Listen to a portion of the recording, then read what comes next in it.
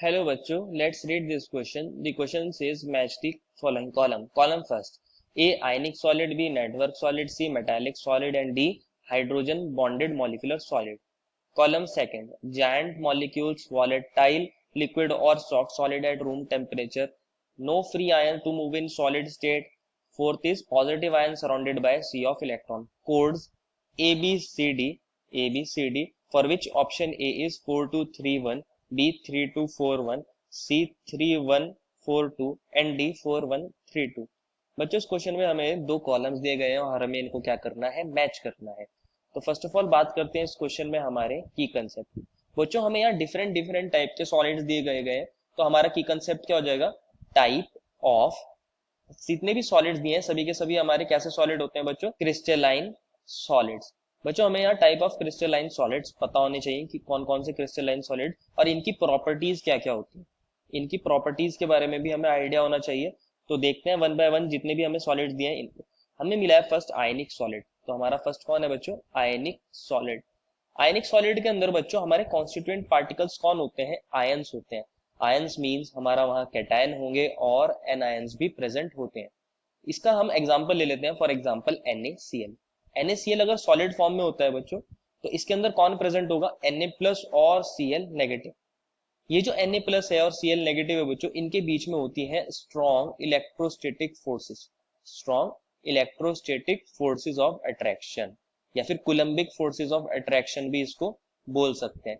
जिसकी वजह से अगर मैं बात करूं हमारे सॉलिड फॉर्म में ये बहुत ज्यादा स्ट्रांग होती है। इस वजह से हमारे आयंस फ्रीली मूव नहीं कर सकते, नो फ्री आयंस, अगर मैं बात करता हूं सॉलिड फॉर्म में। और अगर मैं इनको एक्वस फॉर्म में ले लूं या फिर इनको मेल्ट कर लिया जाए, मोल्टन फॉर्म में ले लिया जाए, तो वहां हमारे आयंस के बीच में बच्चों इंटरेक्शंस थोड़ी सी ये वीक पड़ जाती हैं और हमारे Na+ आयन और Cl नेगेटिव आयन थोड़ा सा फ्रीली मूव कर सकते हैं। यहाँ ये फ्रीली मूव कर सकते हैं, लेकिन सॉलिड फॉर्म में ये फ्रीली मूव नहीं करते। इनके बीच में strong electrostatic forces of attraction होती है। तो जो हमारा आयनिक सॉलिड है बच्चों, उसको हम किससे कम मैच कर सकते हैं, 3 से मैच कर सकते हैं, no free ions to move in solid state. तो हमारा ए क्या हो जाएगा बच्चों, ए हमारा हो जाएगा 3 के इक्वल। बात करते हैं सेकंड सॉलिड। सेकंड सॉलिड कौन है बच्चों, हमारे पास नेटवर्क सॉलिड। ये हमारे बी है और इसका नाम क्या है बच्चों, नेटवर्क सॉलिड। नेटवर्क सॉलिड्स को बच्चों और क्या बोला जाता है, हमारे कोवेलेंट सॉलिड भी बोला जाता है। होता क्या है नेटवर्क सॉलिड के अंदर, इसको समझते हैं हमारे एग्जांपल से। कंसीडर करिए डायमंड। डायमंड एक नेटवर्क सॉलिड है। बच्चों नेटवर्क सॉलिड के अंदर हमारे पास जो एटम्स होते हैं उनके बीच में स्ट्रॉन्ग कोवेलेंट बॉन्ड्स फॉर्म हो जाते हैं।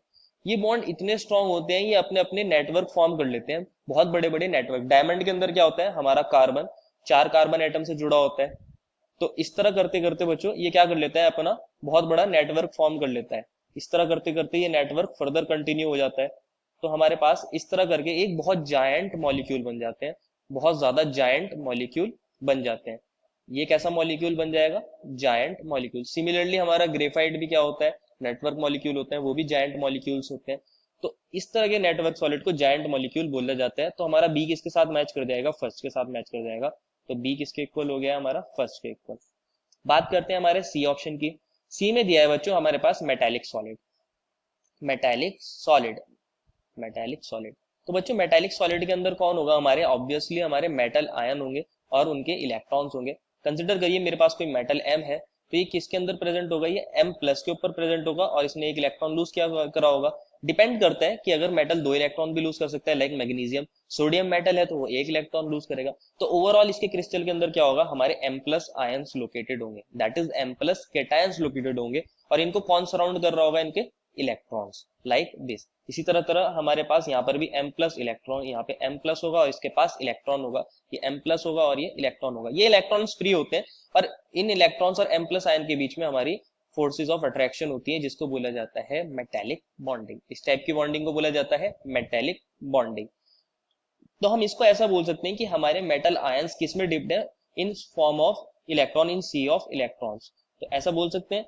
तो हमारा जो सी है वो किसके साथ मैच कर रहा है, positive ion surrounded by sea of electrons. ये वाली बात सही हो जाएगी। तो सी हमारा किसके साथ मैच कर जाएगा, सी हमारा 4 के साथ मैच कर जाएगा।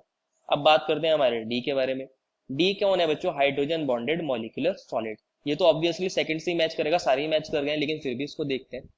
D is hydrogen bonded molecular solid, hydrogen bonded molecular solid.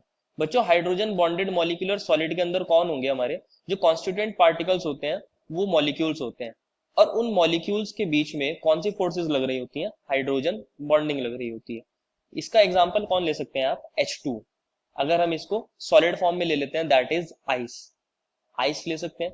तो इनके अंदर क्या होता है बच्चों, हमारा हाइड्रोजन और ऑक्सीजन के बीच में कौन लग रहा होता है, हमारी हाइड्रोजन बॉन्डिंग। हाइड्रोजन बॉन्डिंग बच्चों डाइपोल डाइपोल इंटरेक्शन से तो स्ट्रांग होती है, लेकिन एक्चुअल में ये आयनिक और हमारे कूलम्बिक फोर्सेस ऑफ अट्रैक्शन से वीक हो जाती है। तो इस वजह से ये ज्यादा स्ट्रांग फोर्सेस भी नहीं होती और ज्यादा वीक फोर्सेस भी नहीं होती, लेकिन इस वजह से क्या हो जाता है, ये सॉफ्ट पड़ जाते हैं और हमारे जो ये सॉलिड होते हैं ये सॉफ्ट होते हैं और वॉलेटाइल होते हैं एट रूम टेम्परेचर। तो ये हमारा किसके साथ मैच कर जाएगा बच्चों, डी, डी हमारा मैच कर जाएगा 2 के साथ। इसको अपने ऑप्शन में देख लेते हैं, A3 हो, B1 हो, C4 हो और D2 हो। A3 है किसमें बच्चों, हमारा हमारा बी और सी में, और बी कौन होना चाहिए, हमारा 1 होना चाहिए, B1 हमारा सी के अंदर है, C4 है और D2 है, तो हमारा ऑप्शन नंबर सी मैच कर जाएगा। Therefore, final answer is option number C. I hope you understood it well and best of luck.